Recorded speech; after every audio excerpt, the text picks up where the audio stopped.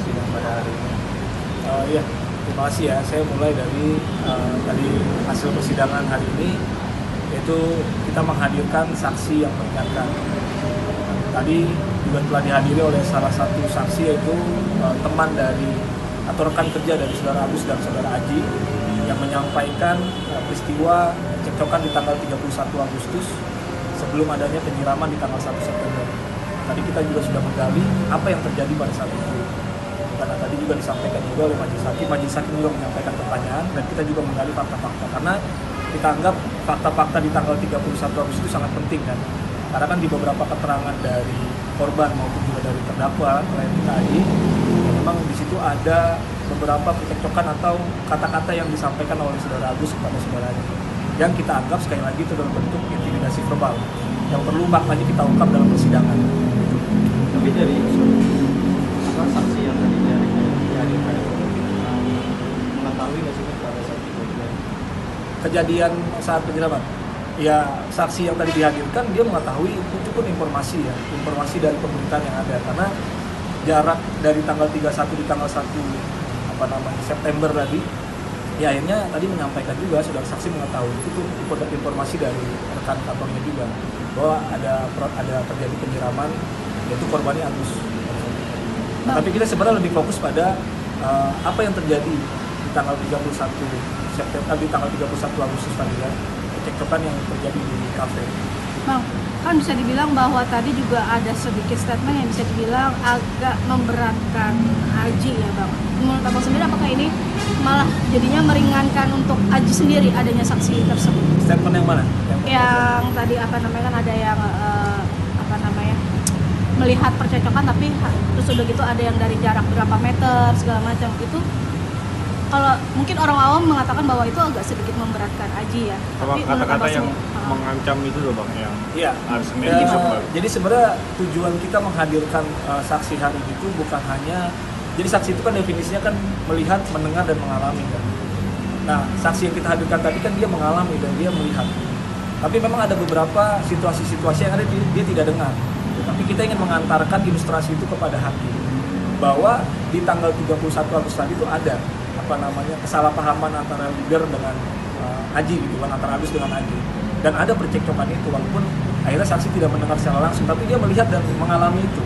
Nah, itu yang kita coba gali, dan kita ingin memberikan kepada hakim bahwa ada situasi-situasi yang memang faktanya terjadi seperti itu, dan itu tadi juga saya tanyakan kepada Aji kan, bagaimana keterangan dari saksi? Ya benar Bang. Jadi memang kata-kata yang saya anggap intimidasi verbal itu dikatakan tadi ketika di luar dari kafe, setelah ada terjadi kesalahpahaman antara Agus dengan Aji, lalu Aji dengan Agus keluar dari kafe di parkiran itu kurang lebih tadi 5 menit ya. Nah, kemungkinan kata-kata itu yang keluar itu di situ, dan itu tidak didengar oleh saksi yang tadi kita hadirkan. Tapi situasi itu memang nyatanya ada, dan tadi juga sudah disampaikan oleh saksi demikian. Oke, artinya nggak semata-mata melakukan penyiraman ya Bang, artinya di sebelumnya juga ada faktor-faktor yang mendukung Aji melakukan hal tersebut ya? Iya betul, jadi bukan hanya, jadi gini loh, saya mengistilahkan itu ya, tidak mungkin ada asap kalau tidak ada api kan. Berkali-kali kita lihat ini kan memang pidana itu kita penting mencari kebenaran material, sebabnya apa yang akan mengakibatkan ada penyiraman tadi. Nah, itu makanya kita gali secara fokus hari ini, dan kita menghadirkan saksi. Sebenarnya saksi kita itu kita pengen hadirkan ada beberapa ya, cuma yang lain itu masih berhalangan hadir, dan hari ini sudah kita hadirkan baru satu. Mudah-mudahan nanti di minggu depan saksi-saksi yang lain pun bisa menyampaikan keterangannya. Itu kita harap juga menjadi poin, dan hakim akan bisa menerima apa yang tadi disampaikan oleh saksi yang kita hadirkan hari ini. Begitupun nanti di minggu depan. Tadi kita hadirkan hari ini ada saksi yang teman kerjanya, gitu, yang kenal dengan Agus maupun dengan Aji seperti itu. Besok rencananya minggu depan di tanggal 9 kita akan menghadirkan saksi juga. Kita lagi mengupayakan lah, ada beberapa dari 2 lagi yang mungkin kita akan maksimalkan untuk hadir di tanggal 9 Desember. Untuk kondisinya Aji sendiri saat ini Tadi sebagaimana juga teman-teman lihat ya, Aji juga hadir. Jadi memang itu sudah keputusan majelis, terdakwa langsung dihadirkan dan saya lihat keadaannya sehat.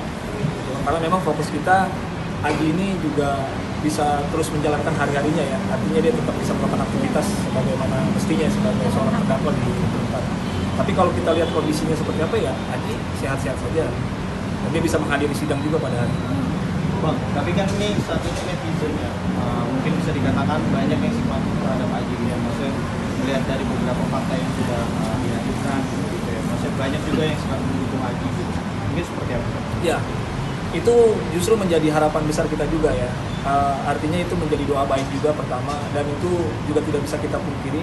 Sekarang ini menjadi suara keadilan ya. Jadi suara netizen, suara masyarakat itu mudah-mudahan akan menjadi faktor juga. Majelis hakim juga akan melihat variabel-variabel tadi. Artinya ada dukungan, walaupun memang sejak awal saya konsisten menyampaikan dengan tim kuasa hukum semua bahwa perbuatan Aji itu tidak bisa dibenarkan. Tapi dengan adanya gelombang dukungan tadi ya, saya sangat mengapresiasi masyarakat dan netizen. Mudah-mudahan hal tersebut menjadi poin yang akhirnya nanti bisa membuka secara keseluruhan bahwa sebenarnya siapa ini sosok Agus dan kenapa Aji melakukan itu. Bang, tapi kalau dalam kasus ini, kalau harapannya si Aji sendiri seperti apa? Ya harapan Aji ya dia mendapatkan hukuman seringan-ringannya ya, pasti ya, itu juga harapan kita juga sebagai penasihat hukumnya. Tapi yang pasti ya, yang pasti kembali lagi kita sampaikan bahwa kita ikuti dulu proses persidangan ini. Juga nanti kita akan coba menggali lebih detail lagi dari saksi-saksi yang meringankan. Tapi kalau harapan Aji dengan keluarga dan juga PH penasihat hukumnya Aji ya, kita berharap Aji akan mendapatkan vonis yang seringan-ringannya. Mungkin dari keluarga ada pesan atau apa nggak sih Bang ke Abang sendiri perihal ini kan sidang udah 3 kali diadakan ya gitu. Mungkin apa sih pesannya dari keluarga untuk Aji ataupun untuk persidangan ini? Kalau khusus pesan untuk Aji ya tidak ada sih ya, karena memang setahu saya itu Aji itu kan memang rutin dijenguk oleh keluarganya, dan itu juga ada beberapa momen yang kita juga tidak mendampingi karena itu private urusan keluarga dengan Aji langsung. Nah, tapi kalau pesan untuk keluarga dan harapan untuk keluarga dari persidangan ini, ya overall secara keseluruhan mereka juga puas ya, dalam arti tanda kutip puas itu, bahwa dia melihat bahwa memang apa yang dilakukan oleh anaknya Aji dari harapan kedua orang tua itu ya tidak serta-merta dilakukan karena memang rasa kriminalitas yang spontan yang tanpa sebab gitu kan, tapi ada akibat-akibat tadi. Nah, akibat-akibat tadilah pesan dari keluarga itu untuk coba digali terus. Penjajakan, kalau tidak ada hambatan juga nanti kita akan menghadirkan beberapa ahli. Tapi ini juga belum pasti kan. Tapi kita harap juga nanti itu penting menghadirkan ahli, baik itu ahli dari kriminolog ataupun dari psikiater, karena kan Aji ini kan masih sangat muda usianya kan. Apakah emosi yang akhirnya dia luapkan, kemarahan dia terhadap Agus itu adalah bagian dari sesuatu hal yang memang itu naluri seorang manusia atau seperti apa? Nah, nanti kita akan coba masuk ke ranah sana kalaupun memang nanti kita jadi menghadirkan saksi. Bang, ini kan mepet ke tanggal 25 tadi mengatakan bahwa ini seperti kayak kejar juga nih untuk sampai dengan cepat selesai. Mungkin seperti apa nih Bang langkah-langkah ke depannya karena berkaitan dengan Natal dan sebagainya macamnya? Ya, karena memang ini momentumnya juga akhir tahun dan kita di sini sebagai kuasa hukum ya tetap mengikuti apa yang menjadi aturan dari pengadilan. Yang pasti kita juga mengupayakan lah secara maksimal sebagai kuasa hukum memberikan masukan-masukan, pandangan terkait dengan apa yang kita lakukan. Dan secara prinsip ya kita berterima kasih juga karena yang kami lihat bahwa banyak masyarakat yang mendukung Aji saat ini, dan kita melihat proses ini sebagai proses hukum, dan kita juga menganggap harus adanya juga awalnya praduga tak bersalah, yang mana Aji sudah diproses secara hukum, tetapi kita memberikan kepada majelis hakim untuk memutuskan yang seadil-adilnya seperti harapan kita sebagai kuasa hukum dan juga harapan Aji, yang mana kita juga berterima kasih kepada teman-teman media yang selalu memantau dan memonitor perkembangan kasusnya Aji dan memberikan dampak yang positif. Semoga harapannya kita bisa berjalan dengan sesuai dengan harapan. Ya, kita menunggu dari pengadilan untuk sidang selanjutnya seperti itu.